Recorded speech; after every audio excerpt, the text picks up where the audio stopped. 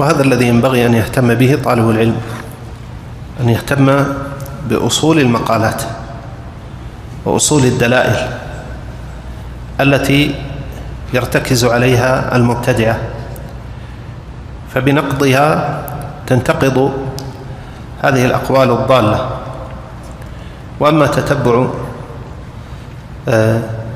تفاصيل أدلتهم وشبههم فإن الأمر بهذا يطول جدا، لكن احرص على أن تعرف أصول البلاء التي أوردت هؤلاء الموارد وكيف يمكن أن تنقضها بالأدلة النقلية والعقلية الصحيحة. فهذا من أحسن ما يكون لمن أراد أن ينصر الله عز وجل به عقيدة أهل السنة والجماعة. احرص على الأصول، احرص